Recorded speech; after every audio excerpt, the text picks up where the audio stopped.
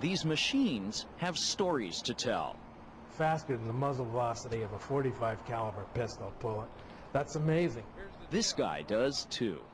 Well, I don't know whether they think I'm a pain in their rear end or whether they think I'm helping.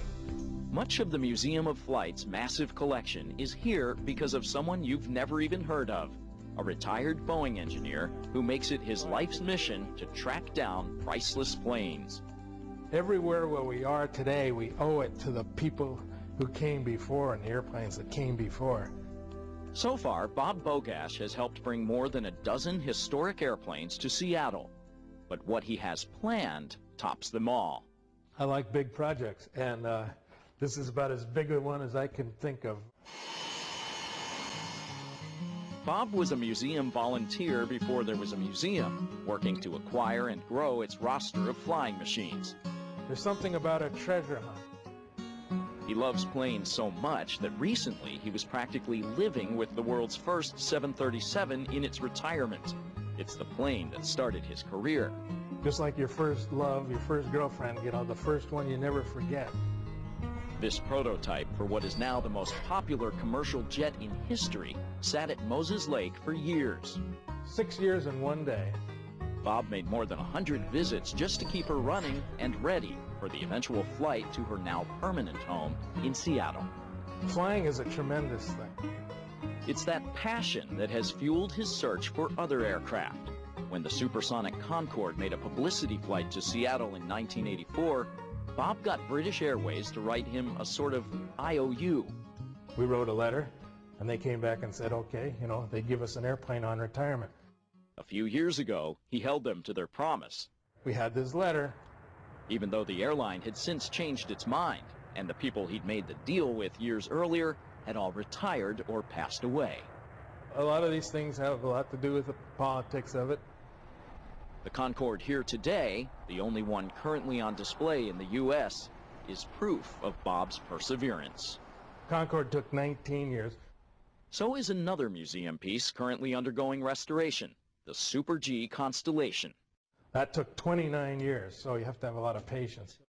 A few years ago, Bob spotted the first ever Boeing 727 at a Chicago airport. Old and tired, but still working. It actually went in service with an airline, unlike all our other prototypes. He negotiated with United Airlines to save the plane. That airplane can't wind up in the desert scrapped. We've got to get it. As usual, he got his wings. Bob, I'm going to show you where we fixed the airplane last week. Yeah. Now the real work is underway. We took the parts off 6 different airplanes. Restoring 727 number 1 for one last flight.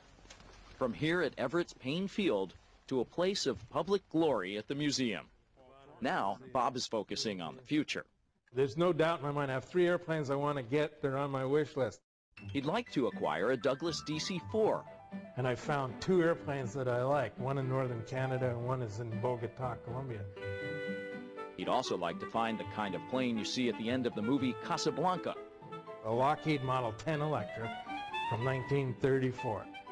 And the third one is the Boeing 314 flying boat, the Clipper.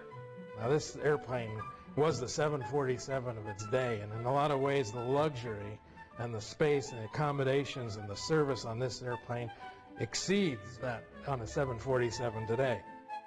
There were only 12 Clippers ever built by Boeing. 1 was lost in an accident, 9 were scrapped. So that leaves 2 remaining. And those 2, well, they're at the bottom of the sea. Bob thinks bringing one of them up would be tough. It lies in 17,000 feet of water, about 650 miles east of Hawaii. Tough, but not impossible. So that's a big project. It's an expensive project.